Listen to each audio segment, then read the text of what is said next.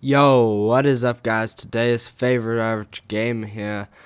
Back again with another review. This time I'm doing a redo of an old review, which at the time of writing this script, not the video, but it probably is the same either way, is my most popular video, Slime Rancher review. I did try putting the microphone closer to my face, see if that helps with mic quality. Hopefully it does. Because I've noticed, like, sure, this mic's fine, or it just, doesn't really do some things as well as other, obviously more expensive microphones. But hey, that is just that. First up is the map, which is a big and expansive world, which is frankly to be expected from an open world game. But unlike other open world games, Assassin's Creed Odyssey, this game feels like it doesn't have too much wasted space necessarily. It all feels useful as a funnel environment. It's fun to explore, not tedious. Yeah, I'm confident with that statement. From now on, there will be spoilers for Slime Rancher, so don't say I didn't warn you. Go play the game yourself, and frankly, the story ain't something to be remarkable, but meh, spoilers are spoilers. But yeah. I should also say that most areas require slime keys to access. I'll explain how to get those later, like a couple pages later.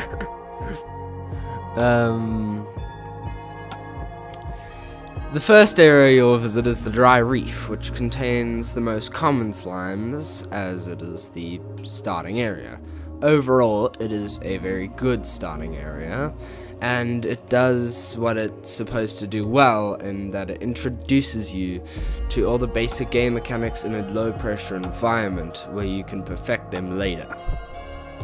Next area is the Indigo Quarry, which is a variety of rock-based slimes, such as crystal slimes, rad slimes, and rock slimes. No sugar.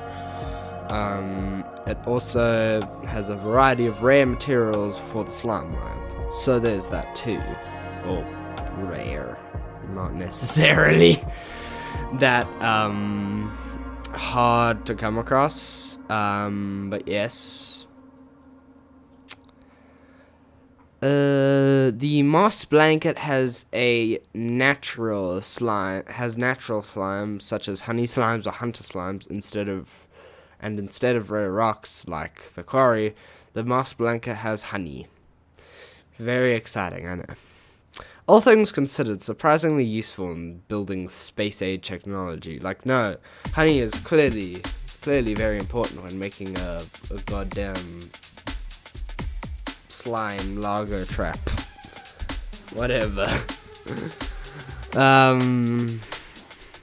Ancient ruins are filled with the usual slimes, with the addition of quantum slimes, which are very suiting of the location, as the ancient ruins, as you can imagine, are ancient. Pretty mysterious, with a big secret that you get to find out. Blah blah blah. They also have these weird statues of quantum slimes that you have to put quantum plots in the mouths of said, bear with me guys, of said statues, to activate them, which activates a teleporter to our next area, the Glass Desert. Said to be a beautiful place filled with vegetation as far as the eye can see, but when you arrive there, it's a barren wasteland with no vegetation in sight. And it's got a unique thing. Firestorms. Blah blah blah. Every time you, or a lot of the time, there are firestorms that happen at random, and you have to take shelter in either like a cave near that one gold, yeah, what is the right term? Stuff like that. And you can also activate oases. Oasis? I don't know. What's the plural of oasis? I don't know. You activate the statues similar to how you did with the quantum slimes, but instead of quantum floats, they're rock floats, I think dervish floats, and some other type respectively. So yeah, there's that. But you use them and it activates a fountain, which gives you ancient water for 30 seconds. You splash these weird seed pod sack things with said ancient water, and they'll grow into an oasis. Next is the ranch expansions, which, as you can imagine, expand the ranch. The first of which is the grotto, which is a cave that allows you to farm phosphor slimes without a solar shield. And just the extra space. The overgrowth lets you grow chickens without a coop. It's a very messy, grassy area, so it's hard to see some stuff sometimes. But you can also use it to access an area that you would need a slime key to access, which I guess that's pretty good, but said area isn't even that useful. The dock has a natural pond, which I guess you could call it, which allows you to farm puddle slimes without a pond. It's more of a stream, like a spring, if you will. I don't know what. I don't know, boys. I do not know. The lab lets you do science. That's pretty cool. And lets you build gadgets to help you, like drones, to do your bidding, whatever that may be. Get your mind out of the gutter. There are also quest-based expansions, which can be very, not difficult, tedious to unlock in a way. Which, you have to do these things for certain characters.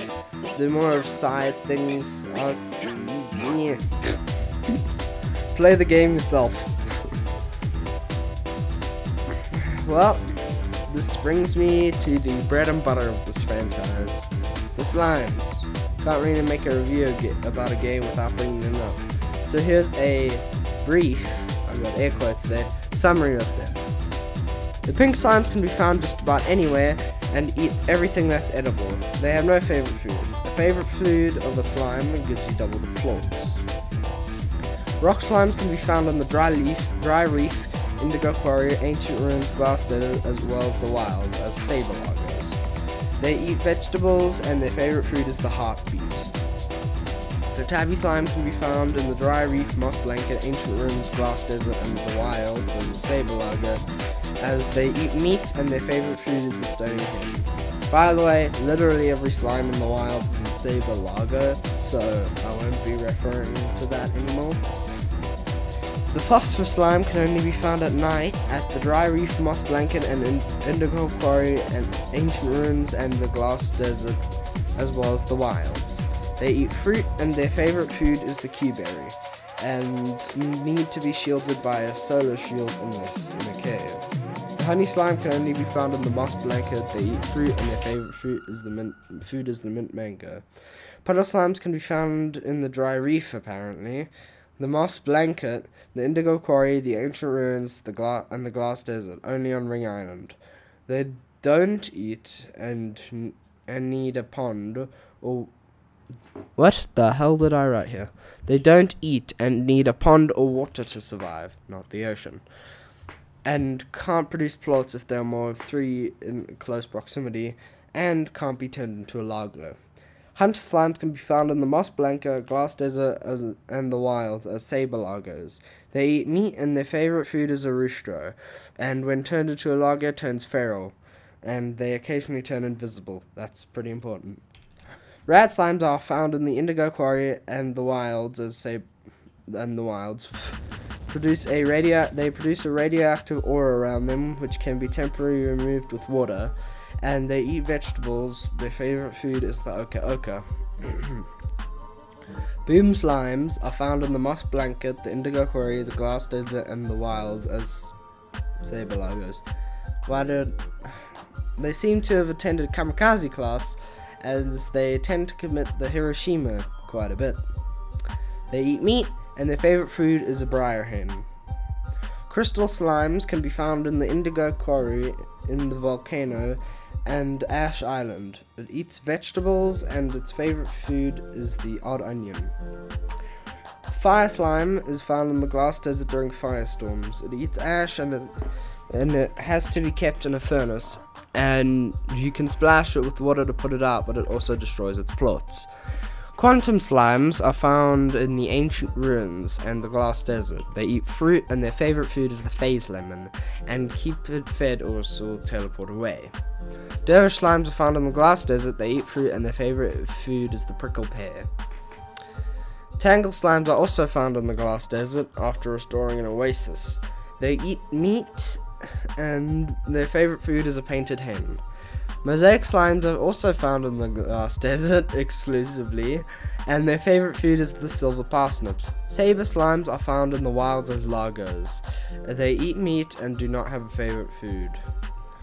Gold slimes are found pretty much everywhere. They only eat gilded ginger, although that will make it produce 5 plots. It will make one if it makes contact with another food item. Lucky slimes are also pretty much everywhere. It eats meat and poops out money. No favorite foods or anything.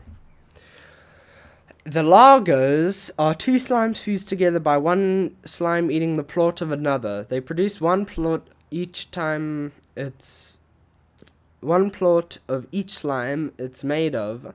2 if you feed it its favorite foods. Tar, they absorb the characteristics of both, so you'll have the favorite food of both slimes and the diet of both slimes. Tar are made when Lagos eat plots unlike its own. They will... whatever, I'm not cutting that out. It will attack on sight and can't be farmed. It eats other slimes, and the more it eats, the more it reproduces.